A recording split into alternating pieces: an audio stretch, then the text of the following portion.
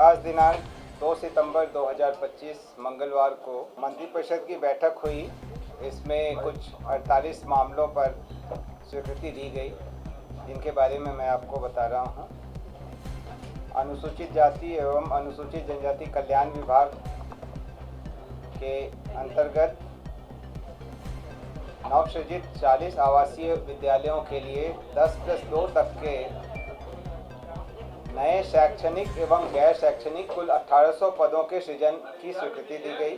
अनुसूचित जाति एवं अनुसूचित जनजाति कल्याण विभाग के अंतर्गत ही डॉक्टर भीमराव अंबेडकर आवासीय विद्यालय बैकुंठपुर गोपालगंज में 720 आसन के विद्यालय भवन के निर्माण की स्वीकृति दी गई, जिस पर 65 करोड़ 80 लाख 11 हजार प्रशासनिक स्वीकृति दी गई। कला संस्कृति एवं युवा विभाग के अंतर्गत 2 नए प्रशाखाओं के सृजन की स्वीकृति दी गई। कृषि विभाग के अंतर्गत 43 पद क्रमांक 4 कृषि विभाग के अंतर्गत भूमि संरक्षण निदेशालय के अंतर्गत 47 पद ऐसे थे जिनके बदले में दूसरे पदों का सृजन हो चुका है और काम चल रहा है, इसलिए इन 47 पदों के प्रत्यर्पण की स्वीकृति दी गई, इसको सरेंडर किया गया।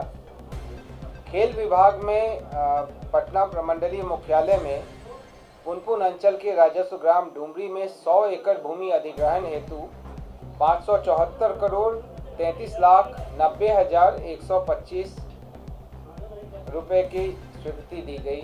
पथ निर्माण विभाग के अंतर्गत पटना में गंगा नदी के किनारे जेपी गंगा पथ के निर्माण कार्य हेतु भू-अर्जन, यूटिलिटी शिफ्टिंग इत्यादि को मिलाकर के कुल 4119 करोड़ 6 लाख रुपए की तृतीय पुनरीक्षित प्रशासनिक स्वीकृति प्रदान की गई। एशियन डेवलपमेंट बैंक संपोषित योजना के अंतर्गत राज्य उच्च पथ संख्या 95 क्रमांक 7 है। ये 95 के चेनेज 0.00 से 14.11 में पुल पुलिया और आरओबी निर्माण कार्य सहित 10 मीटर चौड़ी सड़क जो 2 लेन पेव्ड शोल्डर रहेगा के साथ रहेगा, उसके उन्नयन एवं सुदृढ़ीकरण हेतु 765 करोड़ 86 लाख 56 हजार 79 रुपये के अनुमानित लागत पर प्रथम पुनरीक्षित प्रशासनिक स्वीकृति दी गई। इसी पथ का अगला हिस्सा है जो क्रमांक 8 पर है। इसमें चेनेज 14.11 से 28.075 के बीच स्वीकृति दी गई है, जिसमें 213 करोड़ 55 लाख 36 हजार 807 रुपये की प्रशासनिक स्वीकृति प्रदान की गई। क्रमांक 9 पर्यावरण, वन एवं जलवायु परिवर्तन विभाग का मुद्दा है। इसमें MSTC metal scrap trade corporation limited को उन्होंने विभाग में जितने ई अपशिष्ट हैं, विद्युत और इलेक्ट्रॉनिक उपकरण के जो पुराने हो जाते हैं, तो उनके जो ई अपशिष्ट हैं उनकी बिक्री के लिए ई नीलामी प्रक्रिया के लिए नामांकन के आधार पर विक्रय अभिकर्ता के रूप में प्राधिकृत किया। इस पर मंत्रिपरिषद द्वारा स्वीकृति दी गई। पिछड़ा वर्ग एवं अति पिछड़ा वर्ग कल्याण विभाग ने पिछड़ा वित्तीय वर्ष 2025-26 में केंद्र प्रायोजित PM यशस्वी योजना के तहत अन्य पिछड़ा वर्ग प्रवेशिकोत्तर छात्रवृत्ति योजना का संचालन हेतु कक्षा 8 तक के लिए 231 करोड़ 67 लाख की स्वीकृति दी गई। क्रमांक 11 पर पिछड़ा वर्ग एवं अति पिछड़ा वर्ग कल्याण विभाग का ही उसी योजना के अंतर्गत ये कक्षा 9 एवं 10 में अध्ययनरत छात्र छात्राओं के छात्रवृत्ति हेतु स्वीकृति दी गई। इसमें 55 करोड़ 50 लाख की प्रशासनिक स्वीकृति दी गई है और इस हद तक पूर्व के निर्गत संकल्प को संशोधित किया गया है। पिछड़ा वर्ग एवं अति पिछड़ा वर्ग कल्याण विभाग का ही 12 नंबर पर जो उनका स्वीकृत हुआ है, उसमें 520 आसन वाले अन्य पिछड़ा वर्ग कन्या आवासीय प्रदो उच्च विद्यालय महुआर बिहटा के भवन निर्माण हेतु 58 करोड़ 7 लाख 20 हजार की स्वीकृति दी गई। क्रमांक 13 पिछड़ा वर्ग एवं अति पिछड़ा वर्ग कल्याण विभाग का ही है।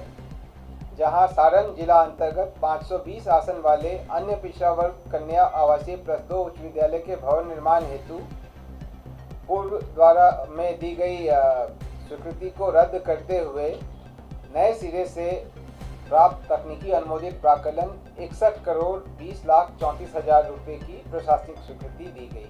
अगला 14 नंबर का जो एजेंडा था वो भवन निर्माण विभाग का doctor APJ Abdul Kalam science city Patna के शेष बचे गैलरियों 3 गैलरियों तथा एट्रियम में प्रदर्शन अधिष्ठापन हेतु national council of science museum Kolkata के माध्यम से क्रिएटिव म्यूजियम डिज़ाइनर्स कोलकाता को बिहार वित्त नियमावली के नियम 131 द के अनुसार नामांकन के आधार पर कार्य आवंटित करने तथा ब्रांडिंग साइनेज हेतु 5 करोड़ 5 लाख के अधीन कार्य करने हेतु निविदा आमंत्रित करने के संबंध में स्वीकृति दी गई। भवन निर्माण विभाग के अंतर्गत ही सरकारी आवास आवंटन नियमावली 1986 में संशोधन एवं संलग्न अधिसूचना प्रारूप पर स्वीकृति दी गई। इसमें ऐसे सरकारी सेवक जो राज्य में मुख्यालय में पदस्थापित हैं और यहाँ से फिर कहीं बाहर उनका स्थानांतरण होता है तो उपलब्धता के आधार पर बहुमंजिलीय जो आवास बने हुए हैं उसमें उनको 1 वर्ष तक के लिए शुरुआत में आवास का आवंटन किया जा सकता है।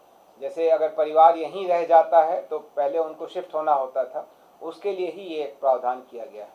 मद्य निषेध उत्पाद एवं निबंधन विभाग का अगला प्रावधान है एजेंडा है जिसमें बिहार औद्योगिक निवेश प्रोत्साहन नीति 2016 के अंतर्गत औद्योगिक इकाइयों की उच्च प्राथमिकता कोटि से संबंधित IDA और बियाडा को सरकार द्वारा आवंटित भूमि एवं उक्त कोटि में औद्योगिक भूमि शेड के लीज बिक्री अंतरण पर स्टाम्प शुल्क एवं निबंधन शुल्क में छूट की अवधि को विस्तारित किया गया है जब तक कि नई औद्योगिक निवेश प्रोत्साहन नीति अधिसूचित नहीं हो जाती। मद्य निषेध उत्पाद एवं निबंधन विभाग का ही अगला एजेंडा है नेशनल ई-गवर्नेंस सर्विसेज लिमिटेड के माध्यम से डिजिटल डॉक्यूमेंटेशन एग्जीक्यूशन सेवा राज्य में लागू करने हेतु मेमोरेंडम ऑफ अंडरस्टैंडिंग पर स्वीकृति दी गई। 18वां एजेंडा है योजना एवं विकास विभाग का जन्म मृत्यु रजिस्ट्रीकरण अधिनियम की धारा 30 द्वारा प्रदत्त शक्तियों का प्रयोग करते हुए बिहार जन्म और मृत्यु रजिस्ट्रीकरण नियमावली 1999 में संशोधन किया गया और बिहार जन्म एवं मृत्यु रजिस्ट्रीकरण द्वितीय संशोधन नियमावली 2025 बनाने की स्वीकृति दी गई। एक तो इसमें राशि का संशोधन किया गया है जहां पहले 20 रुपये था उसके स्थान पर 2 रुपये किया गया है और वैसे ही 50 रुपये के स्थान पर 5 रुपये किया गया है। ये अलग अलग नियमों में संशोधन है और सुविधा के लिए इसमें जिला रजिस्ट्रार या जिला सांख्यिकी पदाधिकारी के बाद या मुख्य रजिस्ट्रार द्वारा इस निमित्त प्राधिकृत किसी अन्य पदाधिकारी शब्द को जोड़ा गया है ताकि ज़्यादा आसानी से इसको निर्गत किया जा सके। ये उद्देश्य इसका। एजेंडा राजस्व एवं भूमि सुधार विभाग का है जहां पर 38.77 एकड़ जमीन अंचल पुनपुन के मौजा धरहरा में बिहार जुडिशियल एकेडमी की स्थापना हेतु विधि विभाग को निःशुल्क अंतर विभागीय हस्तांतरण की स्वीकृति दी गई। अगला एजेंडा भी राजस्व एवं भूमि सुधार विभाग का है क्रमांक 20 पर जिसके द्वारा बिहार राजस्व कर्मचारी संवर्ग नियमावली 2025 की स्वीकृति दी गई। विधि विभाग का है बिहार राज्य विधिक सेवा प्राधिकार अधिकारी एवं कर्मचारी नियमावली 2025 को अधिसूचित किया गया, इसके स्वीकृति दी गई। विधि विभाग का ही अगला एजेंडा है जहां विधि विभाग एवं संलग्न कार्यालयों में अनुसचिवीय कोटि के 34 पदों के सृजन की स्वीकृति दी गई। क्रमांक 23 पर विधि विभाग का ही एजेंडा है माननीय उच्च न्यायालय पटना की स्थापना में सुवास सेल हेतु कुल 15 पदों के सृजन की स्वीकृति दी गई। अगला एजेंडा वित्त विभाग का है, गृह विभाग से भी संबंधित है। आतंकवाद निरोधक दस्ता में कार्यरत एवं प्रतिनियुक्त पुलिस पदाधिकारियों तथा पुलिस कर्मियों को मूल वेतन का 30% प्रतिमाह जोखिम भत्ता अधिकतम रुपये 25,000, जिस पर महंगाई भत्ता देय नहीं होगा, इसकी स्वीकृति दी गई।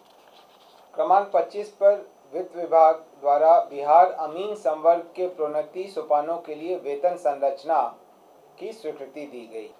अमीन में प्रोन्नति के सोपान निर्धारित किए गए हैं। अमीन ग्रेड 1 और प्रधान अमीन, ये लेवल 4 और लेवल 5 में बनाया गया है। पहले से इसमें प्रोन्नति के सोपान नहीं थे, तो ये उनका प्रोमोशनल कैडर अब तैयार हो गया है। अमीन मूल नियुक्ति का पद है, उसके बाद अमीन ग्रेड 1 और फिर प्रधान अमीन द्वितीय प्रोन्नति का स्तर। वित्त विभाग का ही अगला एजेंडा है। बीसीएफ के स्थायी काय को अस्थायी रूप से 12,675 करोड़ 80 लाख रुपए निर्धारित किया गया है। ये अधिसीमा है जिस हद तक सरकार ये कर सकती है।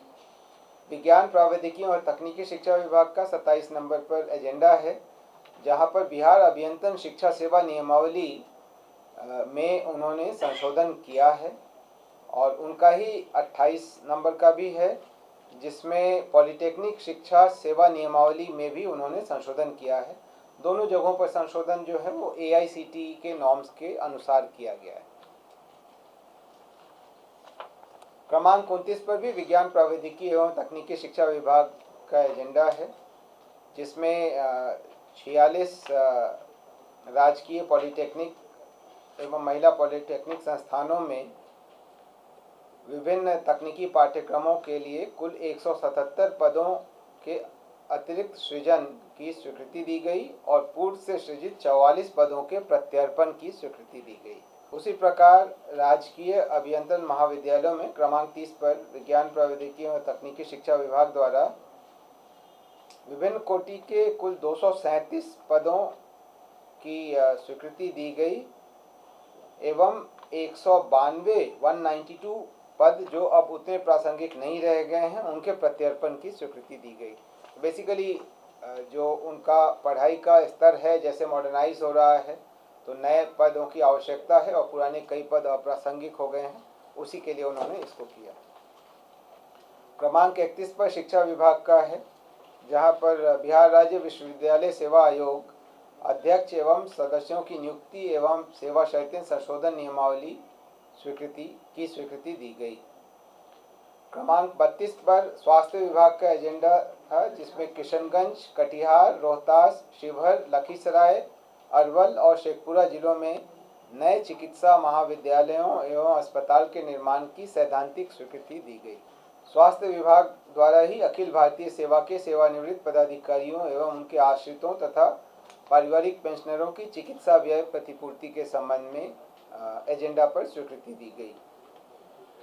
अगला एजेंडा सामान्य प्रशासन विभाग का है, जहां बिहार उत्कृष्ट खिलाड़ियों की सीधी नियुक्ति में संशोधन किया गया और उसके द्वितीय संशोधन नियमावली 2025 पर अनुमोदन दिया गया।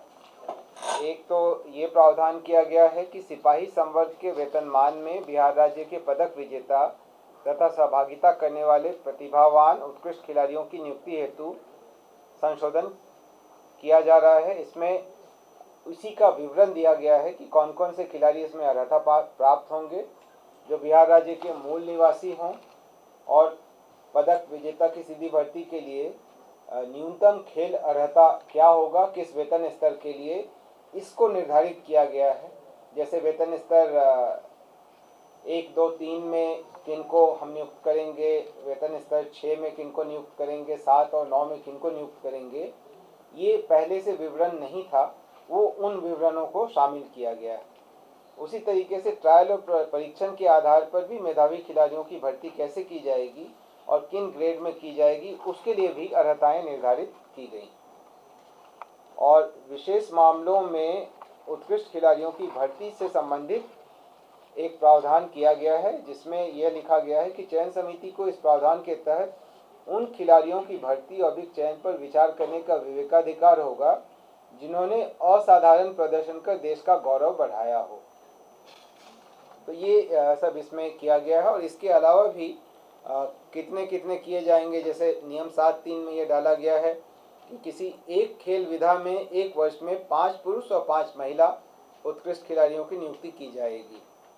उसी तरीके से दलीय स्पर्धा में यदि टीम के सभी सदस्य जिनके पास आवश्यक योग्यता है नियुक्ति या चयन हेतु आवेदन प्रस्तुत करते हैं तो चयन समिति टीम के सभी सदस्यों की नियुक्ति पर विचार करेगी।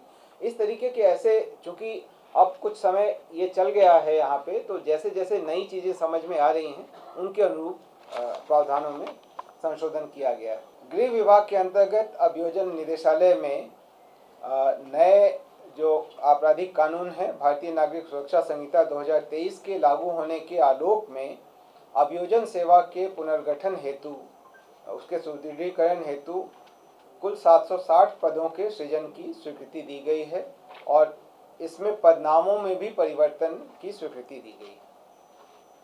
गृह विभाग के अंतर्गत ही सैनिक कल्याण कार्यालय 13 पहले से बने हुए थे, 12 नवसृजित कार्यालय हैं, उनके लिए पदों के सृजन की स्वीकृति दी गई है और सभी जिलों में एक सहायक जिला सैनिक कल्याण पदाधिकारी के पद के सृजन की स्वीकृति दी गई है ताकि कामों को बेहतर तरीके से संचालित किया जा सके। कुल पदों की संख्या 97 है, 97। गृह विभाग का ही अगला एजेंडा था जिसमें मादक पदार्थ एवं ड्रग्स से संबंधित मामलों के क्षेत्राधिकार को आर्थिक अपराध इकाई से और मद्य निषेध इकाई को अपराध अनुसंधान विभाग से अलग करके एक सेपरेट इकाई बनाया गया है जिसको मद्य निषेध एवं राज्य स्वापक नियंत्रण ब्यूरो कहा जाएगा।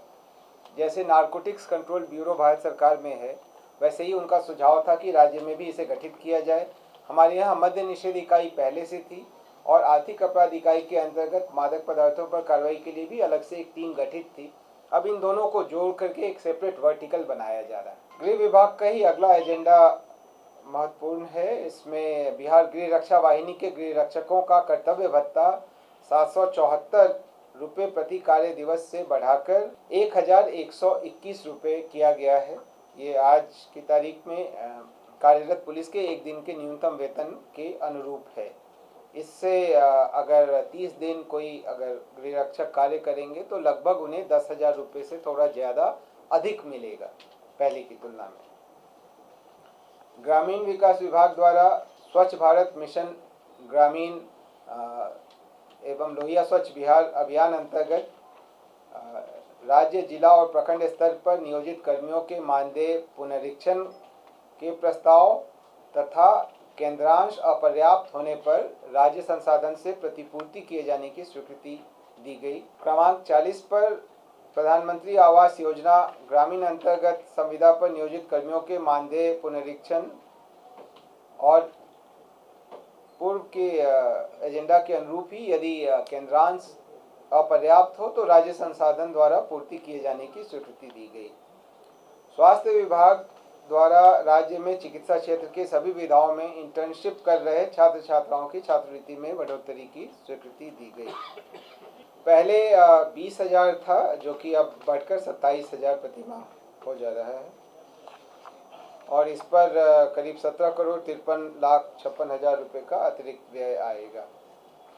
पंचायती राज विभाग के अंतर्गत तकनीकी सहायक एवं लेखापाल सह IT सहायक का मानदेय 1/7/2025 के प्रभाव से वृद्धि किए जाने की स्वीकृति दी गई।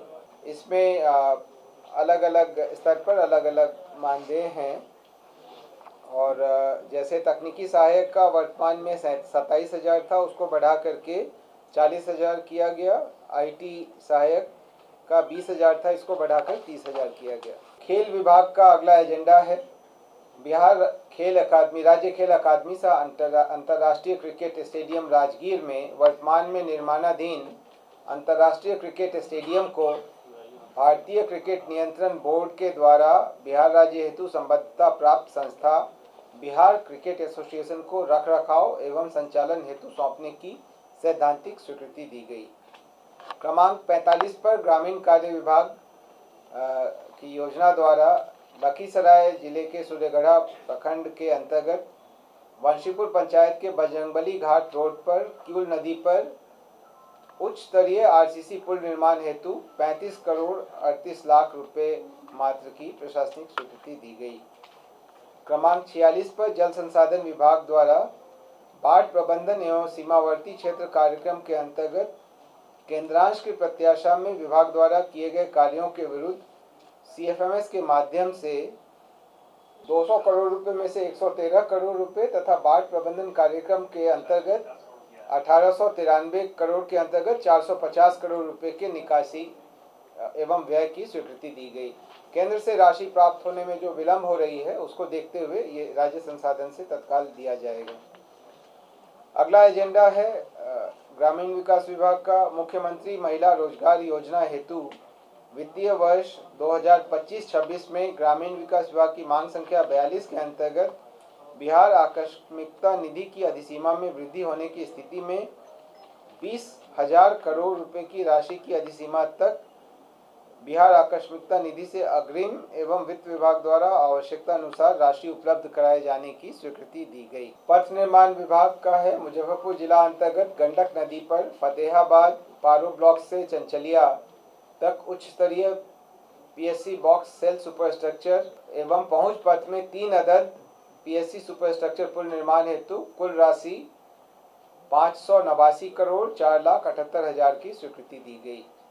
और आखिरी एजेंडा पंचायती राज विभाग का है। ग्राम कचहरी सचिव को वर्तमान में देय नियत मानदेय 6,000 को बढ़ा करके 1/7/25 के प्रभाव से 9,000 रुपये किए जाने की स्वीकृति दी गई।